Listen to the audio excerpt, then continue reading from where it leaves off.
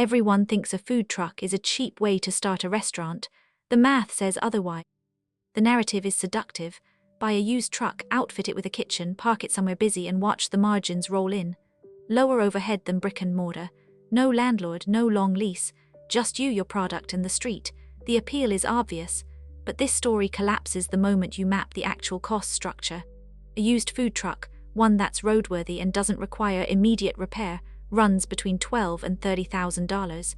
Then you need commercial kitchen certification, permits, liability insurance, and health department inspections.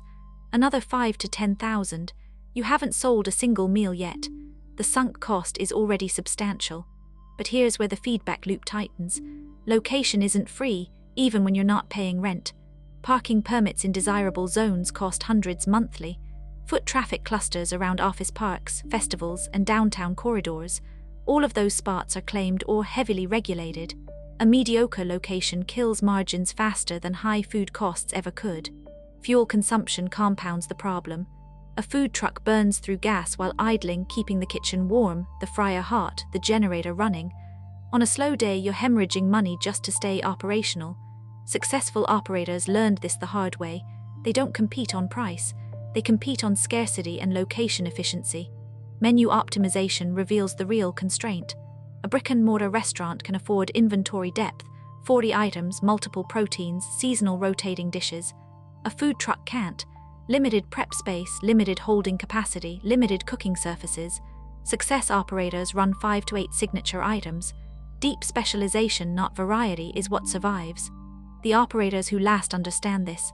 A food truck isn't a cheaper restaurant. It's a different system entirely. It trades flexibility for efficiency. It survives on location dominance and product focus, not price competition. Those who thought they'd found a shortcut to restaurant ownership discovered instead they'd inherited all the labor with none of the stability. The economics of food trucks explain why so many fail within 2 years. It's not poor execution or bad luck. It's a misunderstanding of the cost structure itself. The barrier to entry is low in dollars but brutal in systems thinking. You're running a mobile restaurant that can't achieve the scale or efficiency of either a full kitchen or a retail storefront. Understanding this isn't about whether food trucks work, clearly some do.